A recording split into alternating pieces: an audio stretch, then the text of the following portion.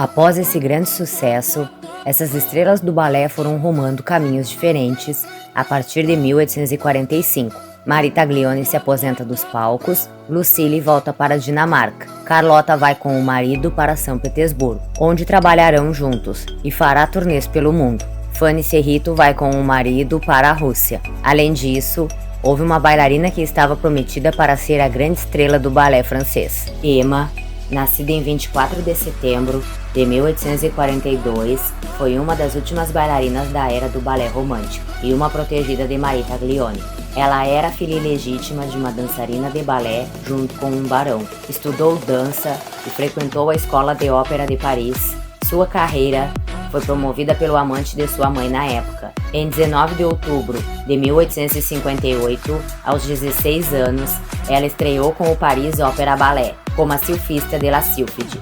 Seu talento lhe trouxe fama e ela se tornou uma bailarina amplamente respeitada. Seu padrasto convenceu o diretor da ópera a mudar o programa para que Marie Taglioni, que originou o papel, visse Emma em La Sylphide quando a visitasse. Taglioni decidiu ficar em Paris para ensinar a menina, que a lembrava de ser jovem. Ela coreografou para Emma o papel título de Farfalla, Borboleta, em Le Papillon, o único balé completo composto por Jacques Offenbach. O escultor Jean criou uma estatueta de Emma nesse papel, nas versões de bronze e bisquet. Em 15 de novembro de 1862, Emma estava ensaiando o papel título de Fenella. Ao entrar no segundo ato, ela sacudiu as saias, que pegaram fogo sobre uma luz de gás. O acidente foi inevitável. Um método de roupa à prova de fogo estava disponível nesse período, mas Emma e a maioria das artistas femininas do período se opuseram a ele, porque descoloria e enrijecia os tecidos. Em chamas, ela correu pelo palco 3 vezes antes de ser pega,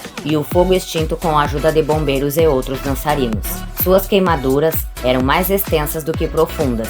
Ela apertou o tecido em chamas no torso por modéstia. O rosto e os seios não estavam danificados. De acordo com o médico, suas coxas, cintura, costas, ombros e braços foram queimados.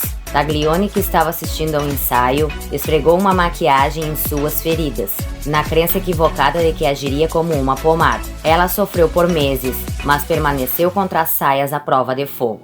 Elas são tão feias, dizia Emma. Em 1863, foi transferida de sua casa em Paris. No entanto, suas feridas foram reabertas e ela sucumbiu à septicemia. Seu padrasto estava junto quando ela morreu. Ela tinha apenas 20 anos. Depois de um funeral em Notre-Dame, em Paris, ela foi enterrada no dia 26 de julho de 1863. Os restos sobreviventes de sua roupa podem ser vistos no museu em Paris. Acabava por aí então a chance da França lançar mais uma estrela de balé. Sobre os homens no balé, eles já não foram o grande destaque da época romântica, cabendo isto às mulheres. Se a ópera já estava perdendo as suas grandes estrelas femininas, que dirá as masculinas? Houve sim alguns homens que foram bons bailarinos, mas o estrelato era por conta das mulheres. Logo, não havendo bailarinas para esse papel, a ópera em breve estaria decadente. A Guerra Franco-Prussiana e o Ballet Coppel. O romantismo teria feito grande sucesso em todas as artes na Europa, não só no balé, mas não há qualquer fonte que seja inesgotável. Os escritores começaram um novo estilo, o realismo, que mesmo sem liquidar com o filão romântico, rompe com a fixação no passado. Em 1848, outra onda revolucionária toma conta da Europa. Nesse mesmo ano, Alexandre Dumas Filho publica A Dama das Camélias, contando uma história verídica em que a heroína é uma jovem cortesã típica. Pouco depois, ele transforma o livro em peça teatral de grande êxito. Mas a estreia da ópera, em 1853, é um fracasso. O público não aceitava enredos vinculados à realidade. No balé, verifica-se idêntica defasagem. Libretistas e coreógrafos não acompanharam a evolução literária, e se assim fizessem, o público também reagiria mal. O modelo vitorioso do romantismo tinha viciado o gosto do público, mas apesar do declínio do balé romântico, a escola francesa mantém sua prioridade até 1870. Apesar da saída de suas grandes estrelas, isso porque em 1850, quando Grisi saiu da ópera e cedeu o apogeu do romantismo, o balé francês será marcado por outra figura, fazendo a Ópera de Paris conhecer brilhantes movimentos de inventividade coreográfica, e a Rússia também vai se beneficiar com os conhecimentos desse mestre de balé.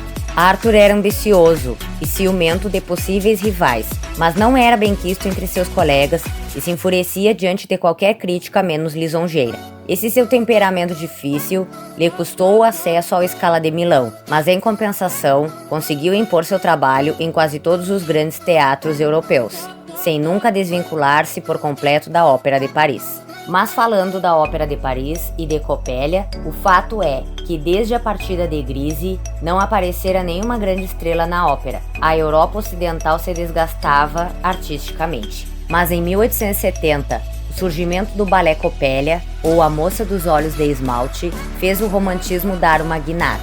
Era preciso criar algo novo depois das sílfides, que esvoaçaram no plano principal do romantismo por quase 40 anos. Precisava-se criar algo novo e de alta qualidade, para que a dança cênica não se deteriorasse. E assim, Coppelia surgiu e cumpriu com louvor o seu papel. Foi um balé ágil, alegre, sem perder a organização dramática do romantismo, e distribuído em 3 atos, independentes um do outro. A temática desse balé é inovadora, diferindo dos outros do estilo romântico. Primeiro porque todos os personagens são reais, não tendo a fantasia chances de vitória. E segundo porque a heroína demonstra e declara abertamente o seu amor pelo herói. Entretanto, o grande fator para que o balé fosse um sucesso e se eternizasse foi a escolha do tema, retirado por Arthur de um conto, em que a boneca aparenta tomar vida, se transformando num Pinóquio que deu certo, cheia de encantamentos. Outro detalhe curioso, que acabou atestando a decadência masculina na companhia, foi que pela primeira vez uma bailarina executa o papel masculino, interpretando o papel de Franz. E a partir daí, isso iria se repetir em outros balés e em outras encenações de Coppelia. Mas acontece que este fato coloca a mulher no centro da cena, ao contrário das danças no século XVI, ou até mesmo do romantismo, que muitos papéis femininos, especialmente os de caráter ou os que simbolizavam bruxas ou feiticeiras, eram desempenhados também por homens. Entretanto, houve 2 outros pontos fortes que determinaram o sucesso do balé: a coreografia, extremamente concebida e salpicada de virtuosismo, e a música. Os dois, juntos em comum acordo, selecionaram para o balé 3 estilos fundamentais coreografados a rigor. A Ópera de Paris estava sem suas estrelas, e Arthur precisava de uma primeira bailarina para encarar o papel principal. Essa foi, sem dúvida, a grande dificuldade do coreógrafo: escolher uma nova estrela que estivesse à altura das grandes estrelas que anteriormente a ópera tivera. O libretista, Charles, queria a jovem bailarina Leontine no papel título, mas a direção do teatro decidiu usar um nome e importou a bailarina russa Adele. Mas depois que os ensaios se arrastaram por um tempo, ela foi para casa, e o papel foi para a jovem italiana de apenas 16 anos. Fato que fez o coreógrafo modificar a coreografia. Ela não se tornou um monstro sagrado da dança, como suas antecessoras do romantismo, mas colaborou com sua técnica para o sucesso da obra, estimulando o coreógrafo a trabalhar com virtuosismo. Uma pena que o sucesso de Coppelia logo seria cometido por acontecimentos trágicos. Algumas semanas após a estreia do balé, começou a Guerra Franco-Prussiana, que determinou a queda do Segundo Império. Com Paris sob o cerco, a ópera fechou as portas. Arthur, então, com 49 anos, morreu de crise cardíaca e sua promissora estrela morreu de febre tifoide, acometida pela fome na capital, sitiada na manhã do seu aniversário de 17 anos. A decadência do balé francês. Foi nesse cenário, após a morte de Arthur e pós-guerra, que Louis assume a direção da Ópera de Paris.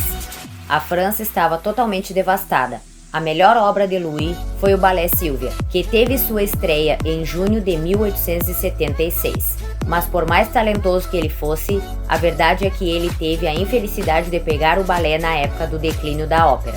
Faltava estrutura propícia que fizessem avançar a arte. Basta pensar em como fica normalmente qualquer país num pós-guerra. Já não há muito dinheiro, e o que tem muito provavelmente não vai para a arte. A arte não é prioridade. A situação chegou a tal ponto que no início da Terceira República, um deputado, debatendo sobre o orçamento da Ópera de Paris, propôs diminuir os gastos com a demissão desses seres estranhos que são os bailarinos.